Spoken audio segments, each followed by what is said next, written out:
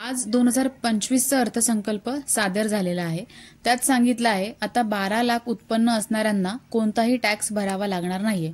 म्हणजे ज्यांचं उत्पन्न 12 लाखापर्यंत आहे त्यांना कोणताही टॅक्स भरावा लागणार नाहीये। पण त्यांनी जे उत्पन्न गट दिलेले आहेत त्याच्यामध्ये 4 ते 8 लाखासमोर 5%, 8 ते 12 लाखासमोर 10% आणि 12 ते 16 लाखापर्यंत 15% अशी टक्केवारी लिहिलेली आहे। त्याच्यामध्ये कन्फ्युजन असं झालेलं आहे की जर 12 लाखापर्यंत टॅक्स फ्री आहे तर हे जे टक्केवारी आहे ती काय आहे। तर सगळ्यात पहिले आपण सगळे जे टक्केवारी आहे ते वाचून घेऊया। 4 ते 8 लाखामध्ये 5%, 8 ते 12 लाखामध्ये 10%, 12 ते 16 लाखापर्यंत 15%, 16 ते 20 मध्ये 20%, 20 ते 24 लाखामध्ये 25% आणि 24 लाखाच्या पुढे 30% पर्यंत हा जो टॅक्स आहे तो भरावा लागणार आहे।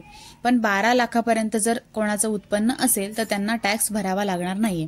आता ही टक्केवारी काय आहे तर 12 लाखाच्या पुढे म्हणजे समजा ज्यांचं उत्पन्न 13 लाख आहे तर ज्यांचं उत्पन्न 13 लाख आहे तर त्यांना आधीची अमाउंट वरती सुद्धा टॅक्स भरावा लागणार आहे। म्हणजे 13 लाख आहे तर त्यातले 4 लाख आहेत ते तर नील झालेले आहेत।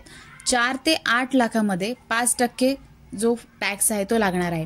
म्हणजे 4 लाखावरती 5% 20,000, 8 ते 12 लाखामध्ये म्हणजे जे पुढचे 4 लाख आहेत त्याच्यावरती 10% म्हणजे 4 लाखावर 10% म्हणजे 40,000 आणि पुढे म्हणजे 12 लाखाच्या पुढे 13 लाख जो 1 लाखाचा डिफरन्स होतोय तो 1 लाख त्याच्यावर 15% म्हणजे 1 लाखावरती 15% 15,000 असे 20,000, 40,000 आणि 15,000 असे एकूण 75,000 हा जो टॅक्स आहे तो त्यांना भरावा लागणार आहे। म्हणजे ज्यांचं उत्पन्न 13 लाख होईल त्यांना 75,000 हा टॅक्स आहे तो भरावा लागणार आहे। त्यासाठी ही टक्केवारी दिलेली आहे। म्हणजे ज्यांचं उत्पन्न 12 लाखापर्यंत आहे त्यांना टॅक्स नाहीये।